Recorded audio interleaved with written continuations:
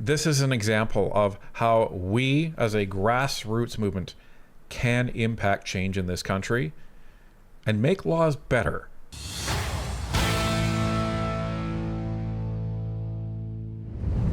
We became aware of the longest ballot during the Toronto St. Paul's by-election, and we talked about it briefly then. We did an episode after that just showing the absurd length of the ballot that was during that event, and that was, I believe, 84 names. And I still have one, I think. That's the PR one. No, that's not. Look. Has this...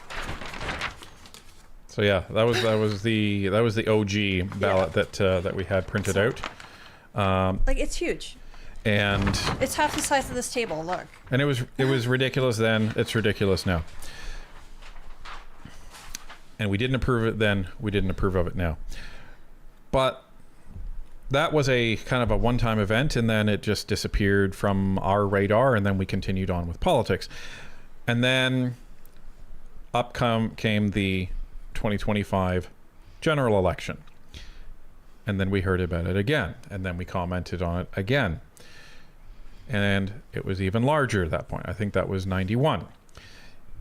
And then came the Pierre Poilievre by-election that was coming in Battle River Crowfoot, where they were saying that they were going to come up to 200 names. So we started saying, okay, we're going to dig into these people.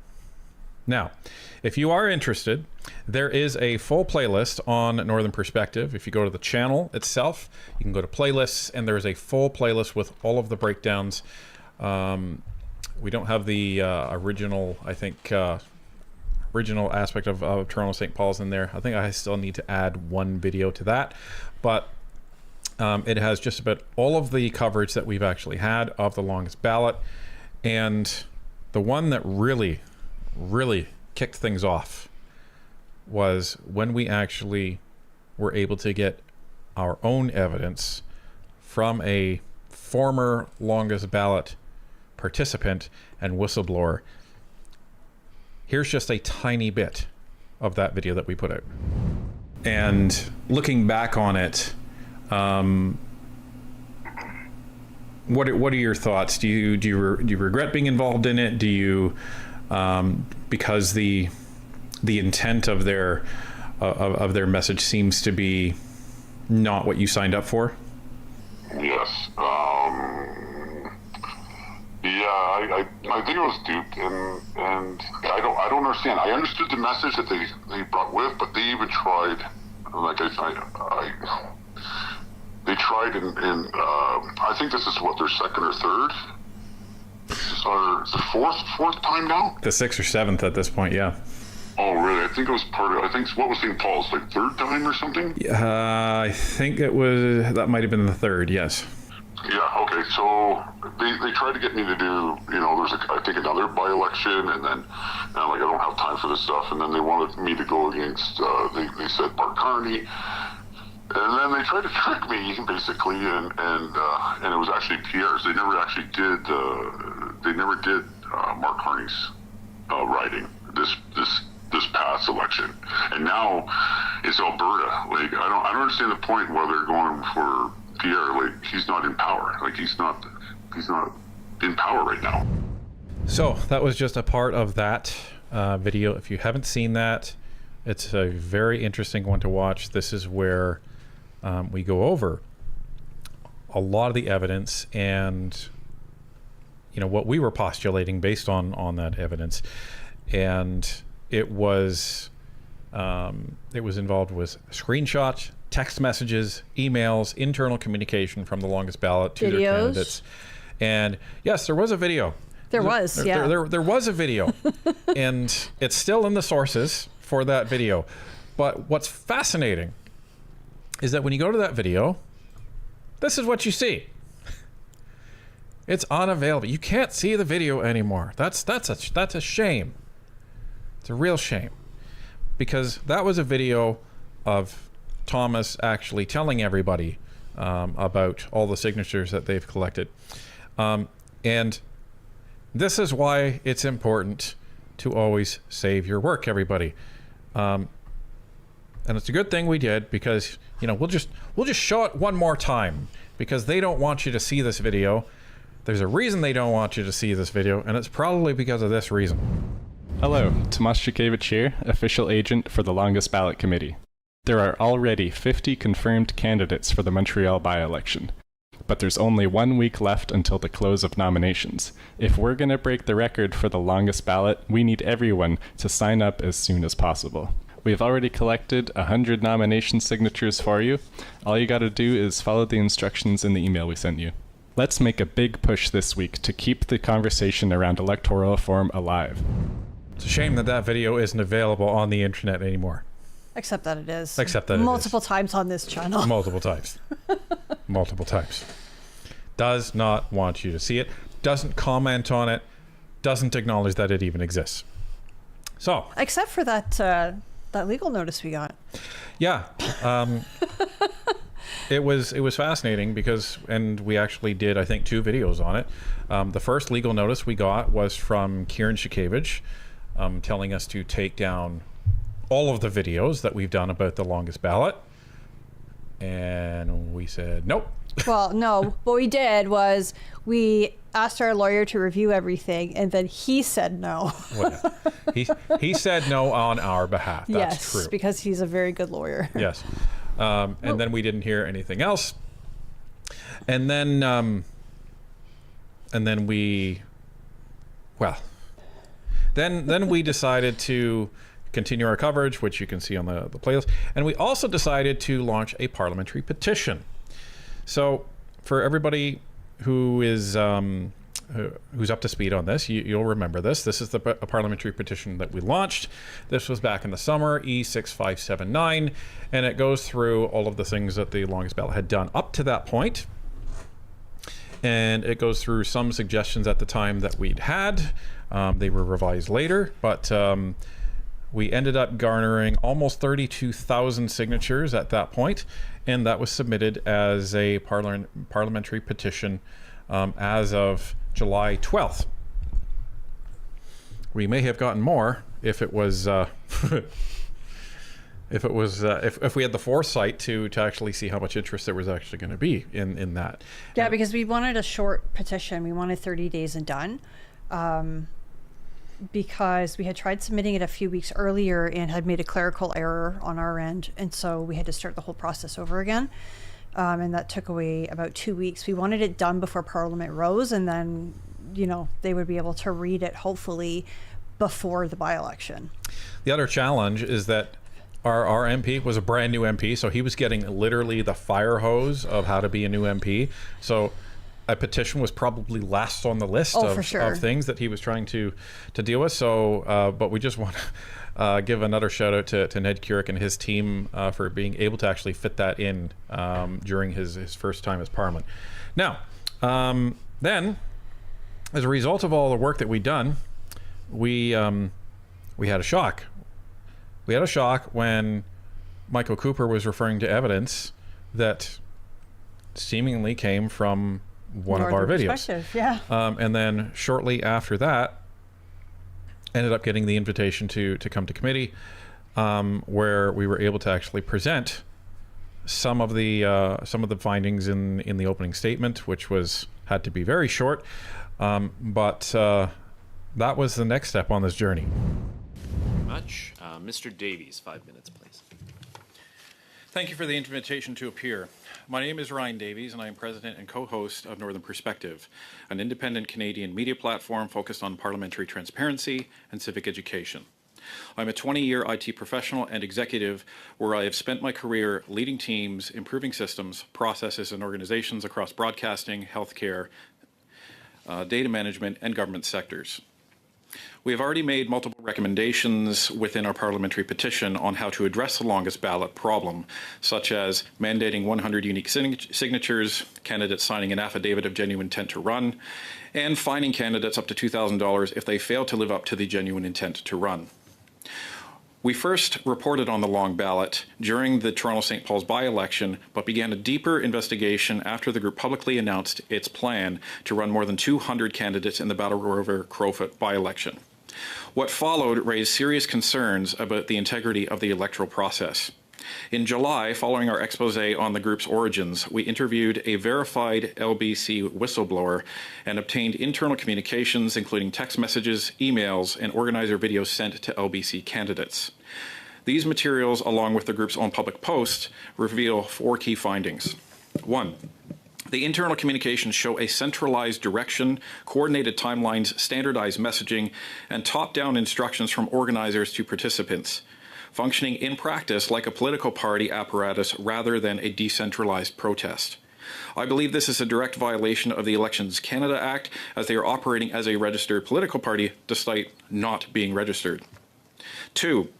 Our evidence shows that organizers state they, quote, already have the signatures for participants who had not yet registered or even agreed to run. The communications we received from the whistleblower acknowledges that signatures were collected before organizers knew who the candidates would be. This is a clear violation of Section 67 of the Canada Elections Act and may amount to forgery under Section 366 of the Criminal Code. In his testimony on October 2nd, the Chief Electoral Officer confirmed that Elections Canada has seen the longest ballot committee submit blank forms in past elections and confirmed that the candidate name must be present. 3. Key internal messages state that there were no authorized delegates acting for specific candidates while signatures were being collected. Electors were asked to sign without a properly authorized representative of that candidate, as emails show organizers asking candidates to ensure they designate their delegate after signatures had been collected. This violates Section 67(4)A of the Elections Canada Act and constitutes impersonation under Section 480.1e. This was further corroborated by reports from volunteers for the Libertarian candidate, Michael Harris, during the Battle River Crowfoot by-election, who heard from electors that individuals had approached them falsely claiming to be collecting signatures on behalf of his party. 4. Separate from signatures, our investigation uncovered a substantial and sustained overlap between LBC and the Marxist-Leninist Party of Canada.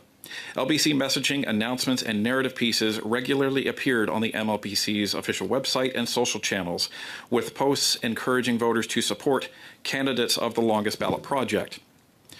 We could not find similar statements on any other social media platform, including the Longest Ballot committees. We invited the LBC to appear on air to discuss their conduct, but they refused the opportunity. One candidate initially agreed to an interview, but then withdrew after being told by organizers they were not allowed because the narrative could not be controlled.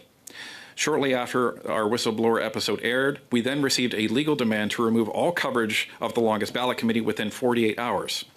We declined. We compiled our evidence package and emailed Elections Canada on July 25th, 2025 at 12:06 p.m. Eastern. To date, we have received no response. The Longest Ballot Committee is not a protest. It is a coordinated campaign of mischief designed to make a mockery of our democratic process by violating the Charter 3 rights of Canadians across this country. Nothing more. That was a experience, to be sure. And it was a lot of fun, and it was something that we took very, very seriously because, you know, I wasn't only representing myself, I wasn't only representing Northern Perspective, I was representing all of you, because we do still care about democracy in this country. We still do care about people and their Section 3 Charter rights and their ability to vote, despite, you know, having disabilities, despite having different problems that may impede them in day-to-day life. Every Canadian deserves the right to vote. Right, and we want to make voting more accessible, easier for people. We still want security in place, don't get me wrong. I personally don't like how you don't need a photo ID to vote, but we want to make it accessible. We don't want to make it more difficult, especially for folks who may be older or have reading comprehension issues or maybe like physical ailments like arthritis, for example. Now, the Longest Ballot was very, very, very, very, very, very, very concerned that, and they still are very, very, very, very concerned about the fact that they're being portrayed as collecting signatures without a candidate name at the top, and they're trying to maintain that that's never happened.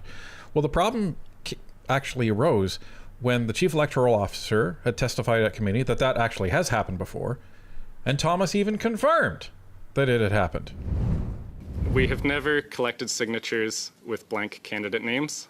The Chief Electoral Officer has already testified to you that there's no credible evidence of any Chief Electoral Officer in his testimony said that your committee initially got caught doing precisely just that. That was his testimony. Respectfully, Mr. Chair, that it was not his testimony. His testimony was that we collected without an identified candidate, which is true. We wrote all candidates were in the candidate field, and we got people to decide. We said, would you be willing to nominate any and all candidates?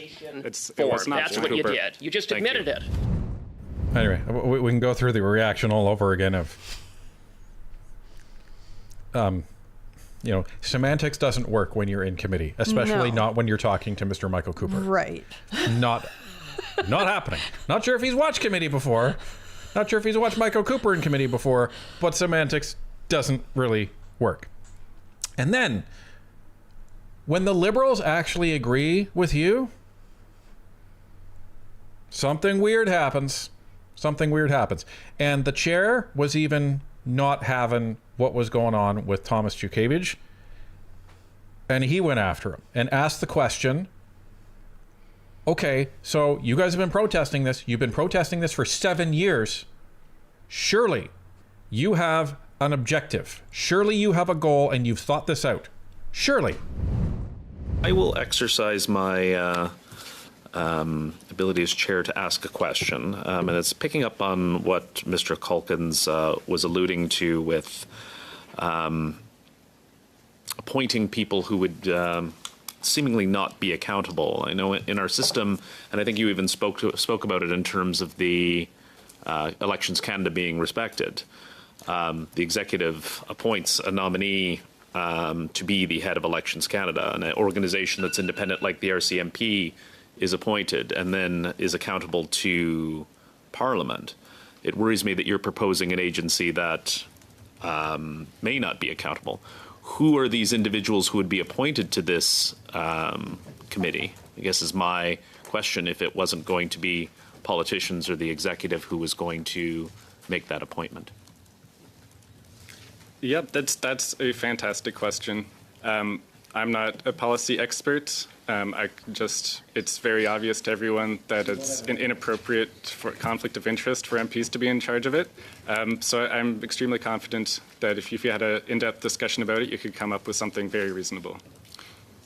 So well, I guess I'll leave it as a comment that it's very bizarre to me that you're engaging in this protest without the very basic answer to the first question that would come up in solving what you are seeking to protest. Kind of exposes the entire charade as this is nothing more than a malicious prank.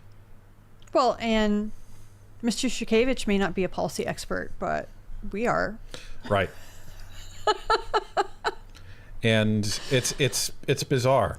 So, ladies and gentlemen, so Bill C-25 was tabled, and it was read, went to second reading, went to committee, and went through all of the processes that it does, and then it passed third reading, went to the Senate, and started to be studied at committee there. Well, the longest ballot took note of that, and they submitted a brief, and this was their brief, folks. We're right and you're wrong. How professional. Doesn't say what they propose. They just say, all of you members of PROC are in such a conflict of interest. The appropriate action to take when you're in a conflict of interest is to recuse yourself from all decisions which you have an interest. So their argument, folks, is that, well, because politicians have the power to enact legislation,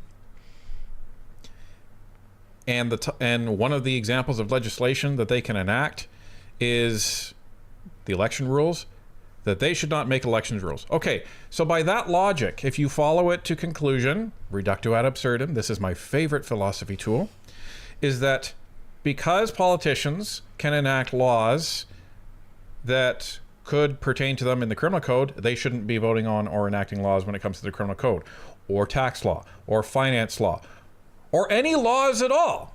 which is the reason why we send politicians and elected representatives to Ottawa in the first place. Right, like their job is literally to make laws. And you can say, well, they should, in order to actually make this work, they would have to amend the laws to create this body and allow it to be independent. But here's the thing, folks. If you have the power to create it, you also have the power to take it away. Right. So isn't that still being in that conflict of interest if you accept their definition of it? It's absurdity. And what it is it's a surface level evaluation or a complete lack of understanding of our democracy. Here's the bill. This is the bill as it is now, and we're going to go through some of the key sections here. So this is, ladies and gentlemen, Bill C-25. This has received oral assent. It is law right now. But the key sections we're going to go through are reflective of some of the recommendations that we've actually made that made it into law, which is the crazy part about this. No person or entity shall convey or cause to be conveyed false or misleading information to be included in a nomination paper. No person who files a nomination paper under Section 67 shall include false or misleading information in the nomination paper. No person shall sign for a given election as an elector referred to in paragraph 66 the nomination paper of more than one prospective candidate. So that's the first couple of things here, folks. So they remove the ambiguity here of these electoral forms that are submitted. Some of them are based on the evidence that we've actually heard and seen. There's information added to them after the after the electors actually sign them. The delegate that was identified for these, if that's already on the sheet, it's not authorized according to Thomas's own words, because they've been collecting signatures for candidates that they're not authorized to actually collect for. So that would fall under this. So it no longer becomes a question of, does this constitute forgery? You would have to reach into other law and then find precedent for this to actually break the law. And that's why we were having such a hard time breaking it down when we were initially investigating this. This removes that ambiguity. This is clause 65. So they're replacing the entire section in the Elections Canada Act with this. Violation. Every person or entity commits a violation and is liable to an administrative monetary penalty in an amount established in accordance with the provisions of the Act.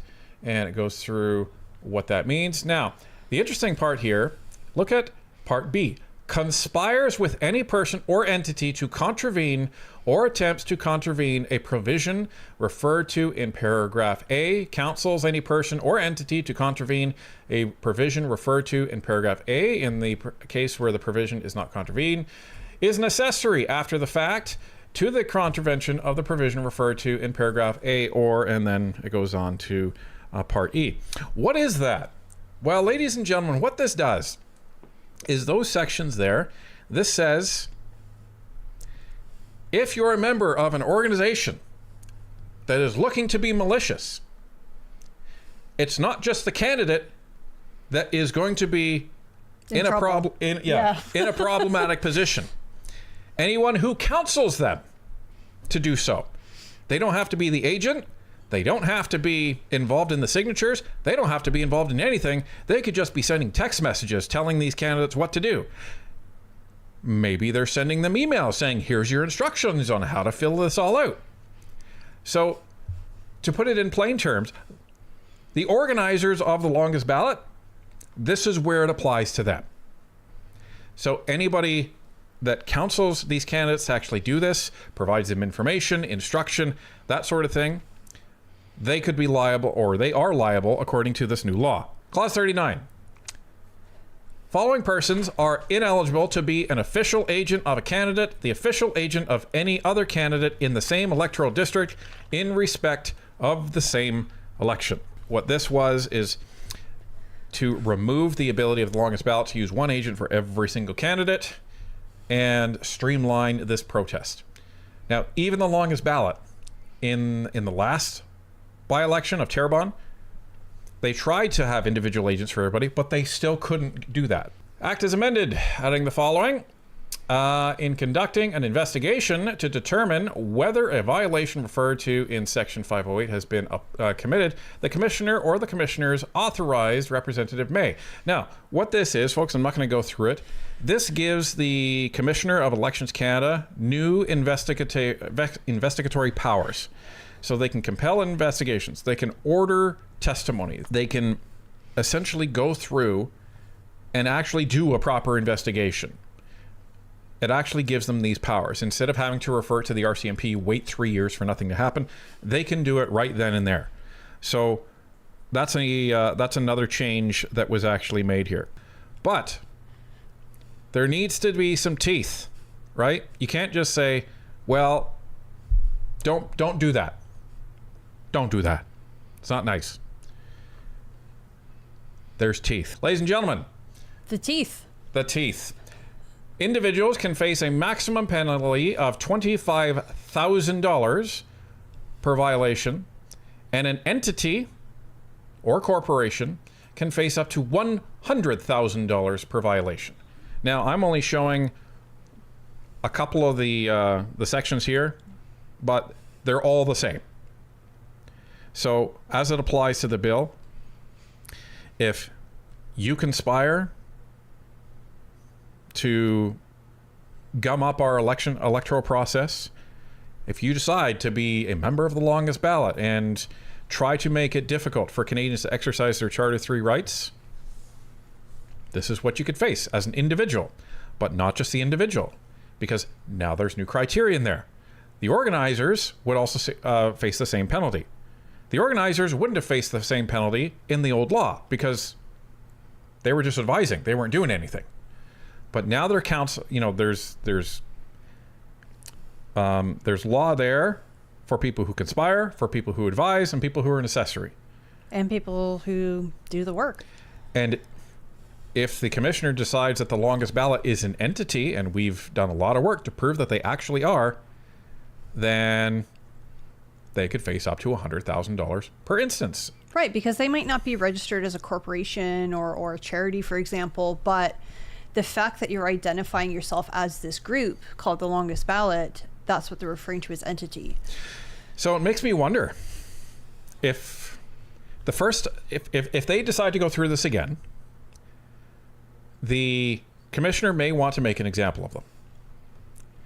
So I wonder if it would work like this. Let's say they get 100 candidates on the ballot, just for nice math. So each of those candidates could possibly face a $25,000 fine. Okay? And the official agent, which has to be individual now, they would face potentially a $25,000 fine. But you also need an individual agent for each person. Correct. So, like, if I was going to run and I'm like, hey, Ryan, will you be my agent? And he'd be like, no. Right. So that's $5 million in fines right there.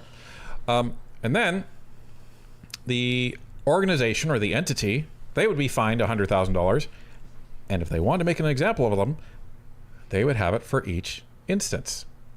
So $100,000 times 100, that's a lot. That's $10 million.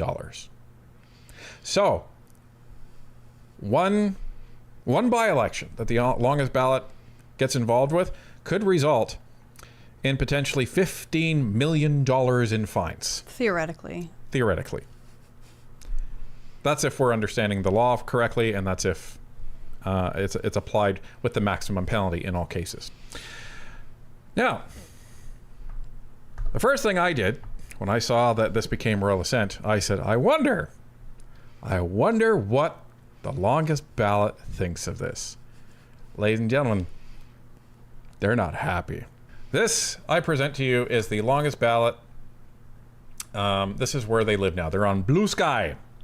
So you can see one of their latest posts is here.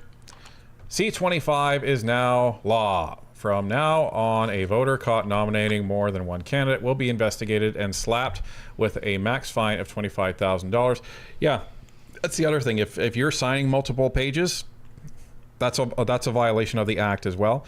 Do you have to worry if you're signing 2 pages? Probably not, because they're not going to be auditing that. No, but they might be asking you, hey, like, what happened? Yep.